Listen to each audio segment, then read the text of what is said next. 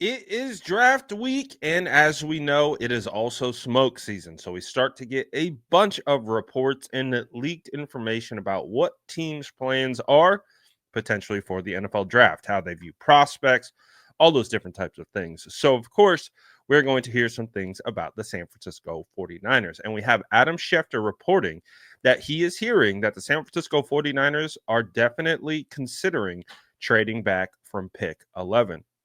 Now, I want to unpack this a little bit because if you have watched the channel, you would know that I am for this. I definitely think this should be considered.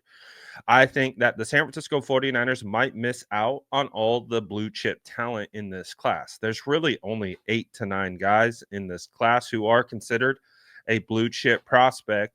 And all of those guys might be gone in the top 10. I really do believe that the only chance the 49ers have at snagging one of these guys is that if multiple quarterbacks go in the top 10, and there's no guarantee that Jackson Dart, Shadeur Sanders, and Cam Ward go in the top 10. So this is how I look at it. I think the San Francisco 49ers are picking at 11, and those quarterbacks are available on the board. Number 11 could be a actual destination for a team to want to trade up to go and get a quarterback. I don't know, maybe the Pittsburgh Steelers want to move up from the 20s and get into that 11 spot to take a quarterback. They could potentially do that. Now, 20s, I'm not mad about.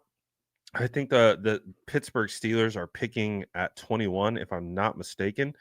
So you'd be effectively dropping back 10 picks. The whole idea of doing a trade back is to acquire more top 100 picks.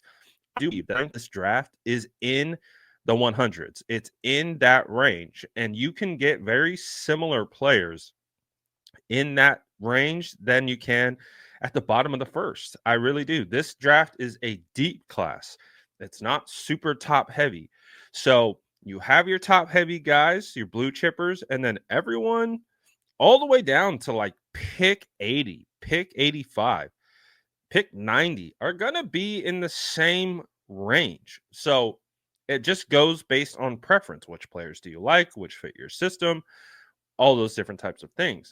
So for me, I think you get the same caliber player at pick, let's say 21, than you do at pick 11. Like, honestly, if all the guys like we imagine are going to go, your Mason Grahams, your Genties, like all those guys, your Will Campbells, your Membos, they're all gone. I do think that you could really be looking at a place where you have the same kind of talent pool to pick from. There's a chance that you could take Walter Nolan at 11. There's a chance you could get Walter Nolan at 21. There's a chance you could take James Pierce at 11. There's a chance you can get James Pierce at 21. I think you see the logic here is that I would be more interested in acquiring more capital in the 20s, even if that means taking later round draft picks and also kicking it back to the Steelers to be able to bump up more picks into the top 100, top 120 range. So I don't necessarily need it to be, we need 15 draft picks. So I can, like I said, we can send some other picks back to bump up, get a second, get a third, and all of those types of things if you can, to again just stack in the middle of this draft. Get as many draft picks in the top 100 because let's face it, the San Francisco 49ers have a ton of holes on this roster. They are not heading into this draft with every hole plugged. You look at their defensive line, I don't look at Yetur Gross-Matos as a starting edge rusher. I look at him as a rotational edge rusher, a guy who can start in base downs. He's probably going to rush the passer from the inside. So he's a good piece, but I don't consider him to be a starter. He could be a starter in a rotation, but right now, what's the rotation? Sam Okiwanu, love him, but I don't know if we can just rely on those two because after that, Robert Beal, what has he shown up until this point? Not much. Drake Jackson, we don't even know if he will play this year. And then after that, what do you have? Not much. So The 49ers need defensive ends. They need defensive tackles. Right now, they have Kevin Givens, Jordan Elliott, Evan Anderson, and Kalia Davis. That isn't going to cut it. Now, I do like a lot of those guys, but they need top end talent at that position. So, just looking at the defensive line room, they have a lot of needs to fill. They need to replace Dre Greenlaw.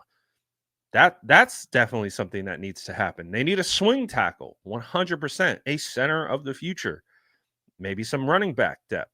So there are a lot of holes to fill in this draft. There's a lot of places where they need to turn and try to identify. And again, it's not guaranteed that they're going to hit on every pick. So I'm of the mindset that the more swings that you have at these potential prospects, the better, right? The more opportunities you have, the the better chance you have at hitting at these prospects. So that's really where my mindset is at. I do like a couple of the players that will probably be there at 11, but like I said, there's a good chance they could be available at 21. So if that's really how you feel, and if they're looking at their board and they're doing their evaluations, they're like, you know what, we could see a world where the guy that we actually like, or a couple guys that we like, are probably going to be there at 20, then let's consider a drop back. Let's consider trying to maximize the return on this pick. A team wanting to come up and get a quarterback, because that could be the value right there. Is that all the blue chippers go in the top 10, and then once those guys are cleared, it's who wants a quarterback, right? Come and get them. Who wants a quarterback?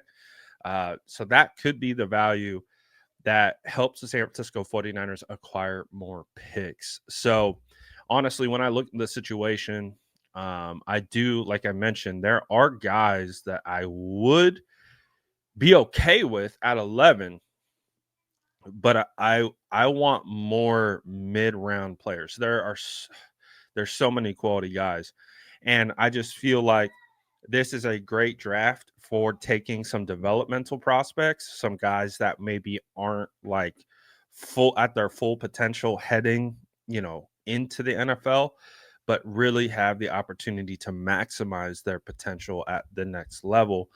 And I think that the 49ers would be wise in order to build their roster that way. And again, one of the benefits of doing it this way is you get all these guys on cost controlled rookie contracts, right? That's the entire point, is that you now build your roster through the draft, and you have to hit on these guys. It's not a guarantee. So take as many shots as you can, and I really think, greaten your chances of hitting on these prospects. So that's the way that I look at it.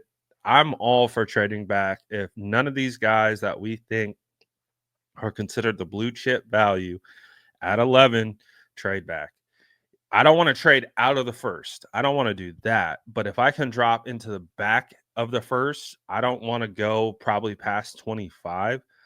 But if I could stay in the late teens, early 20s, that would be ideal. But what say you?